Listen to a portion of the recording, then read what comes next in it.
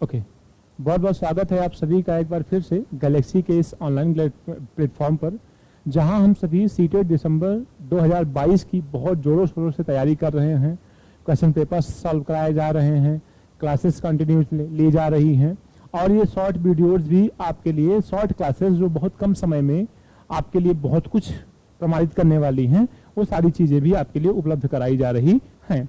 इससे पहले की क्लासेस में हम लोगों ने बहुत सी चीज़ों को पढ़ा है, बहुत सी क्लासेस को हमने अटेंड कराया है आपको, और बहुत सी बातों को हमने बताया भी है। अगर आप उस चीज़ों को नहीं देखे हैं तो जाकर के डिस्क्रिप्शन बॉक्स में खूब आराम से एक एक वीडियो को देख सकते हैं, छोटी छोटी नोट्स बना सकते हैं, जिनसे आपको हर टॉपिक से, हर 2 टॉपिक से 1-2 प्रश्न जरूर मिलेंगे।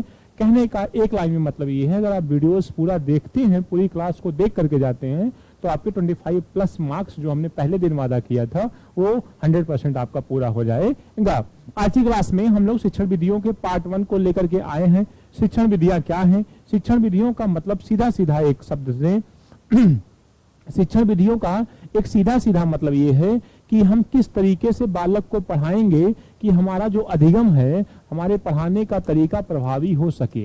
किस तरीके से हम बालक को बेहतरीन तरीके से पढ़ा सकते हैं, किन विधियों का, किन मेथड्स का प्रयोग करें कि बालक को सारी चीजें आसानी से हम समझा सकें। आइए, कुछ मनोवैज्ञानिकों ने कुछ विधियों को दिया है, उनको हम देखते हैं पार्ट 1 में, इसके बाद पार्ट 2 में चीजों को हम देखेंगे। हमने कहा शिक्षण के मनोवैज्ञानिक सिद्धांत कुछ हैं जो आपको देखने हैं। सबसे पहला क्या है? तत्परता का सिद्धांत। ये इंपॉर्टेंट था, इसलिए स्लाइड में हमने लगा दिया है। आपके चैप्टर से संबंधित भले ना हो, लेकिन ये इंपॉर्टेंट था इसलिए हमने लगा दिया। तत्परता का सिद्धांत। तत्परता का सिद्धांत किसने दिया था? तत्परता का सिद्धांत दिया था थॉर्नडाइक ने। ठीक है, तत्परता का यह सिद्धांत ये कहता है कि हमें हमेशा अधिगम के लिए तैयार रहना चाहिए, और तत्परता का संबंध 3 चीजों से है कि निश्चित समय होना चाहिए, निश्चित समय होना चाहिए, और निश्चित विषय होना चाहिए, और रोजाना किसी विषय को निश्चित समय पर पढ़ना, और निश्चित विषय को पढ़ना, और निश्चित समय पर पढ़ना, निश्चित विषय को पढ़ना और रोजाना पढ़ना क्या कहलाता है? तत्परता कहलाता है। अभिप्रेरणा एवं रुचि का सिद्धांत क्या कहता है?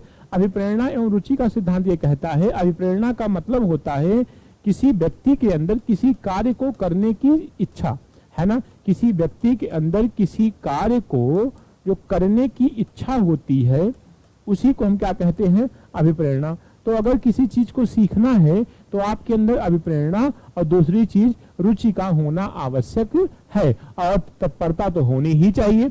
उद्दीपक और अनुक्रिया सिद्धांत, मतलब जिस चीज से हम सीख रहे हैं उसके प्रति हमारा रिस्पॉन्स क्या है। अगर हम पढ़ना चाहते हैं तो पढ़ने के प्रति हमारा रिस्पॉन्स क्या है, अनुक्रिया क्या है, ये भी मायने रखती है।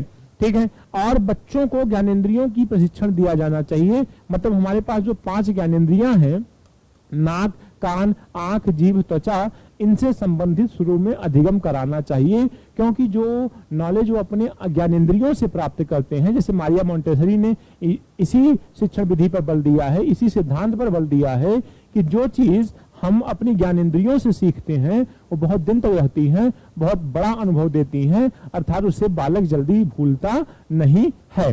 तो आपने तत्परता का सिद्धांत देखा, अभिप्रेरणा और रुचि का सिद्धांत देखा, उद्दीपक, अनुक्रिया, ज्ञानेंद्रियों का प्रशिक्षण का सिद्धांत देखा। अब देखो थॉर्नडाइक के नेक्स्ट सिद्धांत की बात हम करते हैं, अभ्यास का सिद्धांत, है ना। थॉर्नडाइक ने 3 सिद्धांत दिए थे। थॉर्नडाइक ने कितने सिद्धांत दिए थे? 3। एक को हम क्या कहते हैं? तत्परता कहते हैं, एक को हम अभ्यास कहते हैं, और एक को हम प्रभाव का नियम कहते हैं या प्रभाव का सिद्धांत कहते हैं, है ना। तत्परता का मतलब आपको हमने बताया, रेडीनेस, हमेशा आप कितना तैयार रहते हैं। अभ्यास का मतलब जिस चीज को आप पढ़ रहे हैं उसे आप दैनिक जीवन में उपयोग करिए, उस पर प्रैक्टिकल भी करिए, उस पर प्रयोग भी करिए। ठीक है। प्रभाव का मतलब बालक जिस कार्य को करने से संतुष्टि प्राप्त करता है उसी कार्य को वो ज्यादा मन लगा के करता है। प्रभाव का मतलब यहाँ पर हमारा किससे है? संतुष्टि से है, ध्यान रखिएगा। ठीक है। करके सीखने का सिद्धांत, लर्निंग बाय डूइंग, पूरे मनोविज्ञान में इस सिद्धांत पर बल दिया जाता है। इसे सकारात्मक रूप में प्रेजेंट किया जाता है कि बच्चे को थ्योरी नियम मत पढ़ाइए, कुछ प्रैक्टिकल चीजें पढ़ाइए, उससे उस काम को करवाइए ताकि इस सिद्धांत को फॉलो किया जा सके, जो क्या है? करके सीखने का सिद्धांत, लर्निंग बाय डूइंग। बच्चा खुद से करके सीखे, है ना। देखिए पुरस्कार और दंड का सिद्धांत भी स्किनर ने फॉलो किया। अगर आपने स्किनर को ध्यान से पढ़ा होगा या कभी आपसे प्रश्न पूछा जाए किस मनोवैज्ञानिक ने अपने सिद्धांत में पुरस्कार और दंड को बराबर महत्व दिया है, तो स्किनर महोदय ने जो कबूतर पर और चूहों पर प्रयोग किया था, सबलीकरण का सिद्धांत दिया था, क्रिया प्रसूत का सिद्धांत दिया था, जिन्होंने ऑपरेंट थ्योरी दिया था, उसमें पुरस्कार और दंड दोनों को समान मान्यता दी गई है ना। और विश्राम, मनोरंजन, अवकाश के समय का सदुपयोग, ये भी चीजें बच्चों को सिखाना चाहिए कि आराम भी करना उन्हें सिखाना चाहिए। ऐसा नहीं कि उनको जानवरों की तरह ठीक है उनसे पेश आए, उनसे काम करवाएं। मनोरंजन के भी भाव उनके अंदर होने चाहिए और जब छुट्टियां हों तो उनका सदुपयोग कैसे किया जाए इसको भी फॉलो करना चाहिए। क्लियर है, आगे बढ़ते हैं। हमने कहा स्व अभिव्यक्ति व सृजनात्मकता का सिद्धांत। सृजनात्मकता का मतलब होता है किसी कार्य को नए तरीके से करना, ठीक है, किसी कार्य को नए तरीके से करना, किसी समस्या पर अपने नए विचारों को प्रस्तुत करना क्या कहलाता है, नए विचारों को प्रस्तुत करना भी सृजनात्मकता कहलाता है। किसी नई वस्तु को निर्मित करना, नए वस्तु का निर्माण करना भी सृजनात्मकता कहलाता है। सृजनात्मकता के लिए दो शब्द यूज किए जाते हैं, हालांकि शब्द तो बहुत हैं सृजनात्मकता के लिए। जैसे एक शब्द है मौलिकता, ये भी सृजनात्मकता के लिए यूज किया जाता है। एक शब्द है नम्यता, ये भी यूज किया जाता है। एक शब्द है प्रवाह, ये भी यूज किया जाता है। एक शब्द है विस्तारण, ये भी बहुत अच्छे से विस्तारण यूज किया जाता है। एक शब्द है अपसारी चिंतन, ये भी बहुत क्लियरली यूज किया जाता है। अगर आप इन शब्दों को यूज में रखेंगे, इन शब्दों को परिचित में रखेंगे तो सबका अर्थ किससे होता है, सृजनात्मकता के सिद्धांत से होता है। तो बच्चों को ये सारी चीजें भी सिखानी चाहिए और सबसे बड़ी चीज वो अपनी बातों को आपसे कह सकें, स्व अभिव्यक्ति का सिद्धांत फॉलो करना चाहिए। पढ़ाते समय बच्चे को बोलने का समान अवसर देना चाहिए सभी बच्चों को। ऐसा नहीं कि वो आपसे भयभीत हों, आपसे डरे हुए हों, इस प्रकार का कोई भी माहौल नहीं रहना चाहिए, ठीक है।